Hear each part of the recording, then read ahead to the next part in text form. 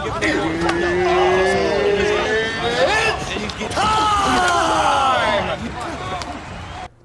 Blakamoto here with six-time defending UFC middleweight champion, Israel, the last Stylebender, Adesanya. And still, baby, we're a few days removed from UFC 276. First off, how are you and how's your body feeling? I feel good. Physically, just a little injury, but it'll get fixed pretty quickly. It's already surprised at how quick I heal. Mentally, fine. After I saw the fight, I was more than fine. I was just like, oh, I watched the fight. Normally I did, like, if I'm not really entirely happy with my performance, even though it was clean, I tend to just like, you know, I expected better from myself. But then once I watched it, I always know like, oh, I feel better about it. So I watched it 2 days after the fight and I was like, oh, and yeah, spiritually, yeah, feel very well grounded, very centered. We didn't get the three-peat, but you and Volk still retained your titles. Let's talk about Volk first. What did you think of his performance? Spectacular, magnificent, inspirational. That's one thing I definitely took from his performance, was just inspirational. Like, he's been talking about, even to me personally, like how much he's learned from watching me, but I've been learning a lot from watching him. So yeah, that was another lesson from Volk. Another title defense. Another, you know, what do you call it? Another notch on his belt. Like, he gave the people what they want, and he delivered.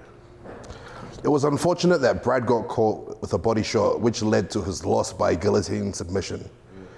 In the back, in the locker room, how does the team deal with a situation like that happening? Him being the first one walking out and that being the result? Like I said, you don't hold on to it. Even with Volk as well, he won, but I was still focused on my task. I can't relish in his win too much. So same thing with Brad. I couldn't relish, or not relish, what's the word? I couldn't like get too attached to his loss. I've said this, and I'm attached, like, those are my people, those are my brothers. But in the moment, you know, Brad lost, it's like, okay, we'll just use it as fuel. Cool, Volk won, okay, we'll just use it as fuel. That's it, I can't get too high or too low about it, because I still have my job to do. Also with Brad, like, it's unfortunate the way it happened, because I saw how sharp he was backstage. I saw how ready he was. But yeah, he fought a guy who's dangerous, who's really dangerous, and he's good. These things happen. Yeah, these things happen, you know, exactly. And he'll be back. But I know Brad, that's the thing. I know Brad and how strong he is, and how much pride he takes in his work. So again, it's just patience till the next one. When he gets it done, then we're back on the roll. But till then, it's just patience. Yeah, he'll be back. Protect yourself at all times. Shout out to NordVPN for sponsoring this video. I'm always on the go, traveling all over the world.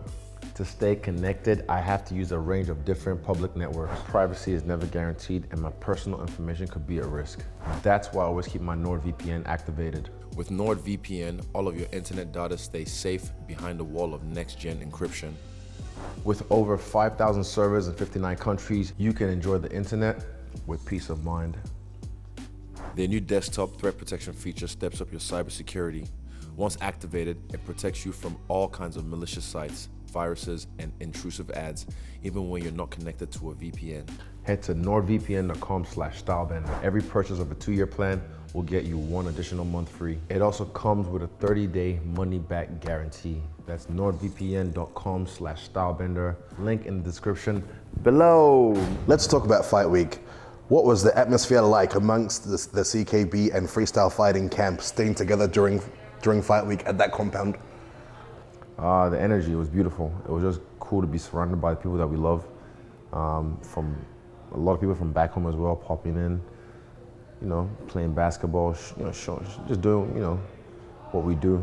Yeah, that was cool. That was fun. What about the night before a fight? What's your mind like?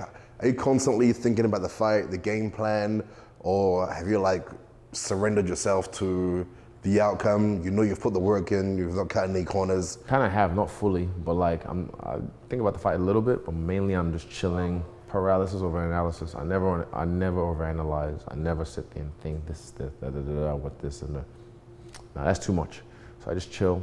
I know the work I've put in, and yeah, when the fight comes in, I just go through the process. I've been through this too many times, a lot of times. So it's like I just know how to like, okay, bop, bop, bop, bop, bop, bop. I mean, okay. When I was example, Valentine's Day. When was this? 2014, I believe. That was the day I went on Instagram. I was fighting on Valentine's Day, and during the day I was just bored waiting. So I was like, I'm just gonna fuck with people. I started posting memes. I think I posted like 80 memes that day.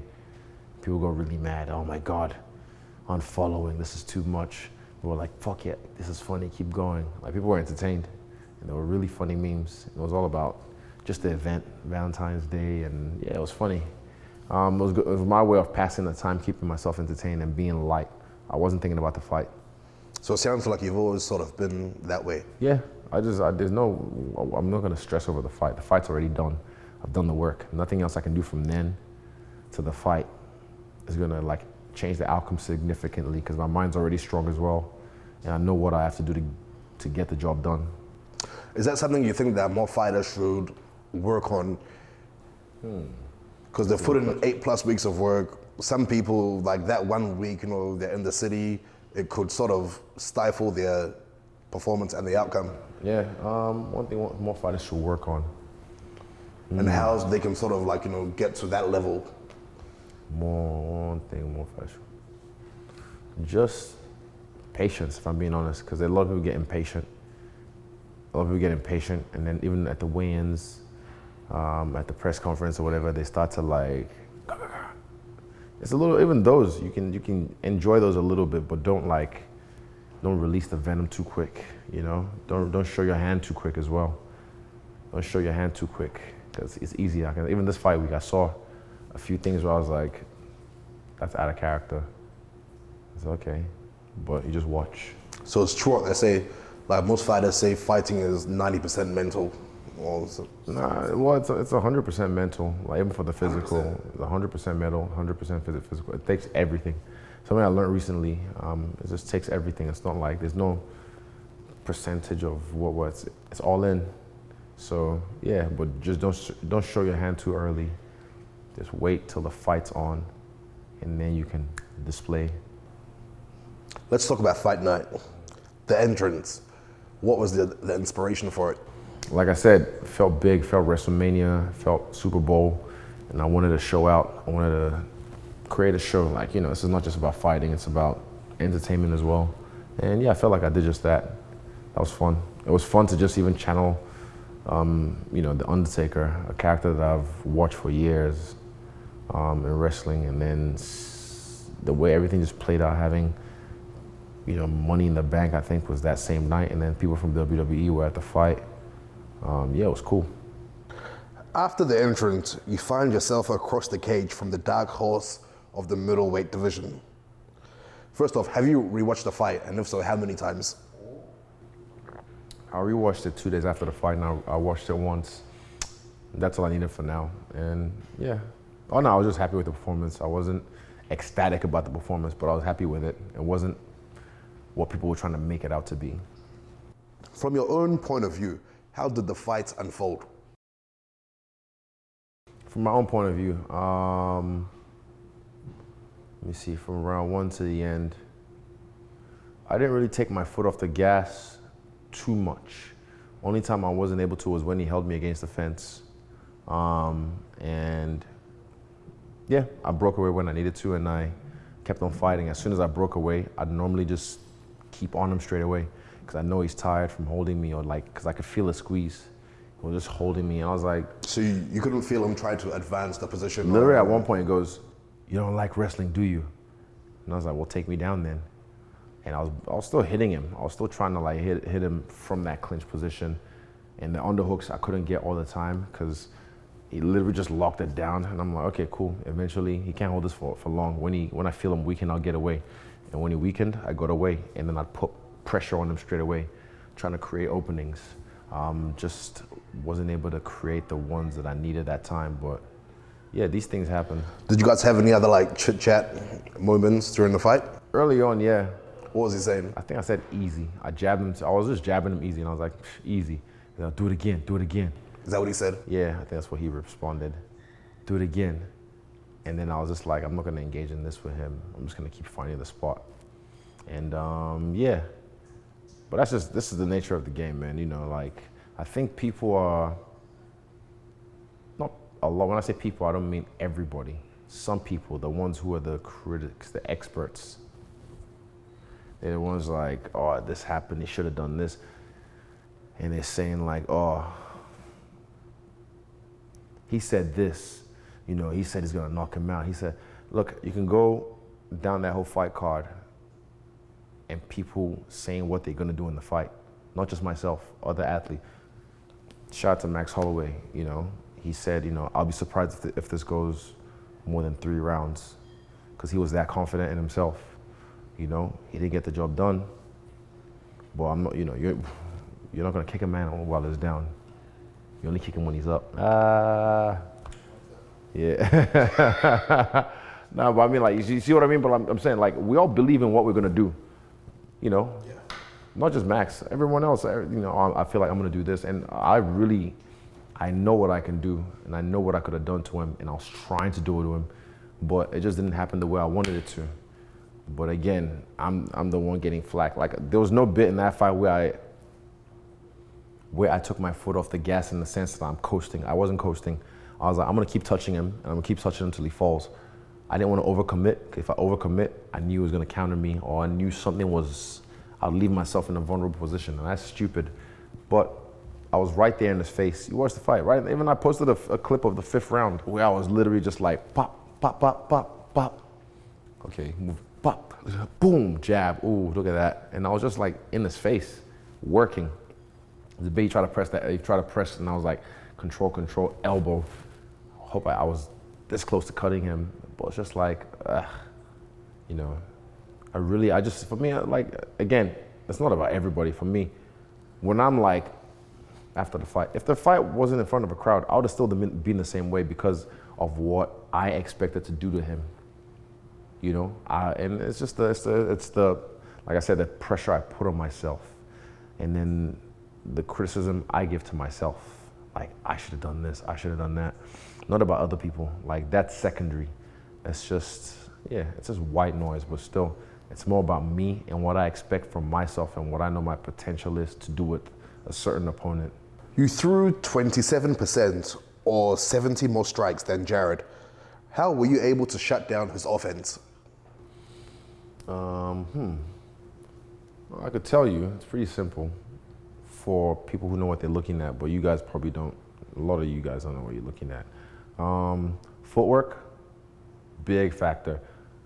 If you want to say I ran away in this fight, you can't. I don't know how you're gonna say that. I was right there in his face, hitting him, striking with him. So I don't know, people might try and say, oh, he's this and that. Footwork was one of the main things. Took away fucking 60% of his shots, his strikes. The other was just like hand control, distance management, and just basics, my jab, you know? Yeah, things like that. When did the tide turn during the fight that saw Jared being the one on the back foot and you pressuring him later during the fight? Can't remember, to be honest. I have to watch it again. I think it was about midway.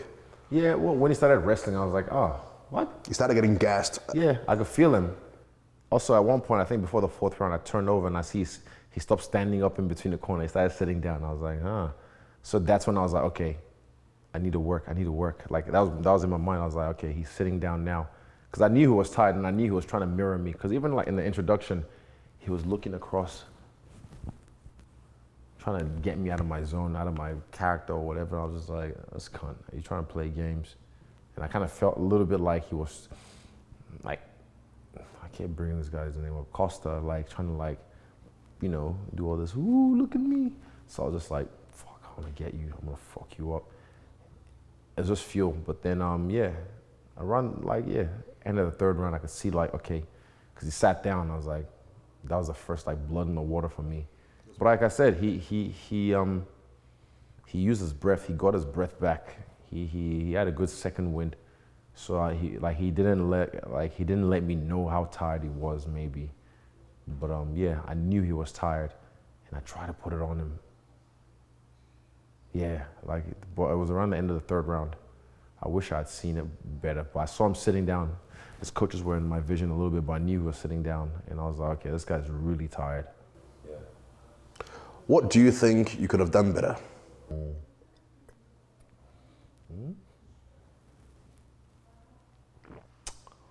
What do I think I could have done better? To be honest, not be so labored with my backhand. It felt a little bit labored because I was trying to put him away. Not trying to, I was trying to find the shot. It's weird. This is a weird Like a tiny bit of headhunting? Yeah, but I went to the body. Eventually I stopped. I was like, why are you headhunting? Relax. But I was like, okay, go to the body, go back to the legs, go back to the legs, and then everything else started opening up. But he was adjusting well. That's one thing I'll give his corner. I think it's his team. Like at one point even they knew the back kick was coming because maybe the way I loaded it up or something on my I don't know. Something, I don't want to say what they said, but it's like, you know, yeah, good team. Like that's one thing I gave him credit for. Good team, good game plan. So he adjusted well based on his team. He listened to his corner well. I think they saved him. You mentioned Jared's coach in your post-fight speech. Why did you and your coach, Eugene Behrman, think he would be such a formidable mind to game plan against? He's good. We've seen his work over the years. He's good. John Crouch. Yeah, I've watched him, you know, take a guy like Benson Henderson to the top. And, you know, yeah, you respect people like that in the game. It's not just about the fighters, you know, the teams as well, the minds behind the fight. So, yeah, that was another battle I was looking forward to. And, yeah, they were able to adjust to what we were doing, which saved Jared, put it that way, yeah, which is his job. In your regard, how would you put that level of adjustment to your past opponents? Ooh. Good, actually. Even on the fly adjustments, that is. I feel like on the fly, they were adjusting on the fly, not like from a previous fight or anything like a Rob or Vittori. Yeah, it was good. I'd say it was really good. You seem to be in a position where Floyd Mayweather, GSP, and Anderson Silva were at one point. What do you think that says about your career and where you are as a champion? It's where I want to be. You know, look at how we speak of them now. Yeah, but right now I'm in it. People can't see the forest for the trees. This is the thing that happens a lot. People can't see the forest for the trees, so they, you know, they throw their toys, shake their rattles or whatnot. But, you know, go down the line, when all is said and done, and my career is finished, you'll see who was the guy. You know, like Eugene said it the best, oh yeah, these spectacular knockouts will come. You know, these marvelous finishes will come. But right now, it's about playing the game. And I played the game very well. I hit the guy, I didn't get hit much. Not at all, much. And yeah, I feel like we're doing just what we need to do. People were saying, oh, you didn't take a risk. That was a criticism I got in my last fight. And I was like, and I took that on board. I was like, did I not take risks in my last fight? I was like, I'm pretty sure I did. But later on, I was waiting too long. That's one thing I didn't like. So this fight, I made sure I didn't wait. That's why I said I put that clip of me in the 5th round up to show I was actually working. I was like, not pitter-pattering. To be the champ, you have to beat the champ. Why do we see more of your challengers not going for broke in the later rounds when they know that they're running out of time and they're down on the cards? It's easier said than done. But I'd say the same thing about me as well, if I'm being honest. Like I was, but not that I wasn't. I'd say the same thing as a champion. Like as a champion as well, you can coach, yeah, that's cool. But I don't want to be the guy that just coasts. I want to put work in people, even in the 5th round. I've done it before. I've done it multiple times. So it's like I know I can. So yeah, I tried in this fight. You also said that you had an off night. When did you realize that, and have you figured out why? After the fight, I was like, me and Eugene just know, like, you know, was a good fight. Like, it was not he's a boring fighter. It was a good fight. It wasn't a great fight, but it was a good fight. But this is what, when you're fighting the best in the world, fight after fight after fight, it's what happens. Sometimes you just get a guy who, this is his moment, and he'll do everything to try and take it away from you until they realize they can't. Then from there, it's like, okay, I gotta survive. And they try and survive. And like I said, his corner, they gave him the right words and he listened to them very well, so he adjusted and he survived. And credit to him as well. Jared, he was a formidable opponent. Like I said, the dark horse of the division. He came up through the ranks. I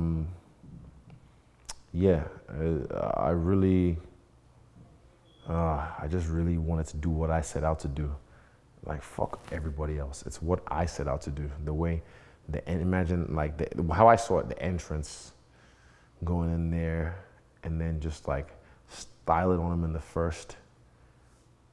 Like I said before the fight, I want to make it look like, it's going to look like Anderson Silva, Forrest Griffin. Even he said he's going to make me easy work. How come he's getting no flack? How come he's not on top? Exactly. Oh, just kick him while they're up. Don't kick him while they're down, kick him while they're up. But yeah, so for me, I'm like, I just know I could have put him away in spectacular fashion. And it's just like, fuck. It's not even about people, but I hate eating my own words. I'm like, fuck. And I won the fight. It was a good fight, but I just hate, like, I could have done better. And I did. I put everything I could, but I could have done better. But they got to give me something as well. I'm not going to just risk carelessly to entertain people, or just like, for what?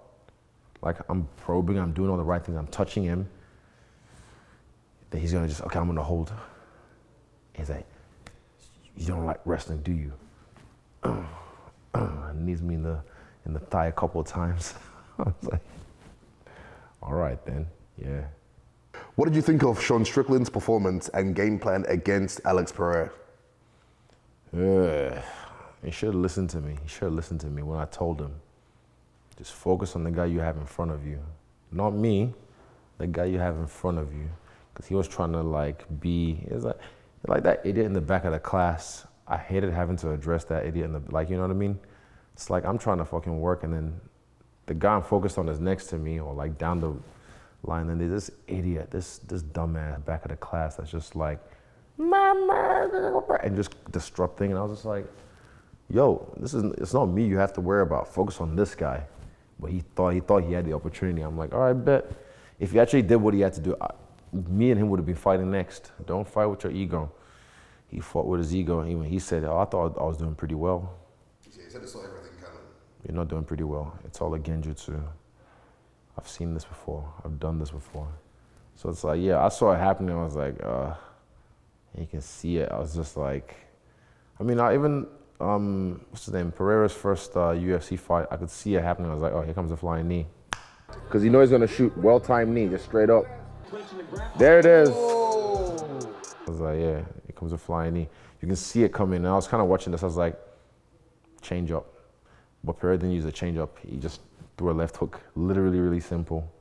Boom, dropped him. Right hand, boom, finished him. Is Alex the fight you want next? And if so, when do you want it? Yes, when do I want it? We've got a date. We've already sussed it out. This is like, we're already planning, yeah. We're sussed with it. What have you thought of his 3 fights in the UFC? What? 3? Yeah. Wait, how many did I have? 6. It's double. Interesting. And did they say mine was fast? I can't remember if they were trying to say it was too soon. I can't remember. No, you had enough fights, but by that point, you were fighting we had 5 fights in 14 months? Yeah, and the way I did it as well, I did it in cool fashion. Yeah, tailor-made, perfect. There's the only one that was tough for him was is it Bruno Silva? I think that was the fight, yeah. But he still did well. He still did well in that fight, and that was the one to kind of get him a little bit seasoned in MMA. Everybody has seen the clip of you getting caught after the referee gave Alex a standing 8 count. That was 6 years ago. You're a much better, smarter fighter now. Yeah, that's a long time. How sweet will it be for you to relish in that victory? Bruh, don't make me come. But the bus. See, that's something I was never ever chasing. I never even I literally just let that go. Like, it didn't take me long to be like, oh, well, that happened. Like I said, I'm fine. This is actually after the fight. It wasn't long. I was like, I'm fine. I figured out like people still love me. My family still love me. I went back home from, was it Sao Paulo or Rio? I can't remember. Went back home and life was gravy. So I was like, oh, it's not the worst thing in the world to happen to a fighter. It's never happened to me. It finally happened. I was like, oh, the worst thing in the world. And I was like, oh, I'm sweet. Oh, well, keep moving. And then look where I ended up. Oh yeah, let me add this one as well. Let me add this one just because I woke up this morning and I saw you apologize, but it's not. Funny thing is, when it came out, Tim was like, oh, like he explained to me, like, I think he's met him. Like, I heard he's a nice guy. Which is cool. But also, it takes a lot. I don't know if it was a PR thing or even he typed it himself, but it takes someone to admit, like, you know what, I was wrong. Because even he said, like, I've never risked anything, and here I am criticizing someone who risks something. I mean, it's not the first time I've also been, what do you call it, criticized by an actor. When I fucked up Costa, I got criticized by another actor. I fucked up Costa, but yet again, he criticized me because said, great athlete, shit human or whatever he said. I can't remember. I'm like, you can't make it. I'm not doing this for anyone. You can't make anyone happy. It's not even the shit, like, because again, they'll never say this to my face. These are people who act as heroes. These are people who act as tough guys. I'm not an actor. I don't act. I am. So, it's a big difference. They're not just them, but it's just because I think it's because it was public as well. I don't care that if you have that opinion, yeah, cool, keep it to yourself, keep it amongst your friends. But when you come out publicly to say that, it's like, yo, you want smoke? You want fire? And yeah, I just feel like, again, like I said, I'm not a fan of all that talk. Why can't you say that about Max Holloway? Because you'll never kick a man while he's down. You only kick him when he's up.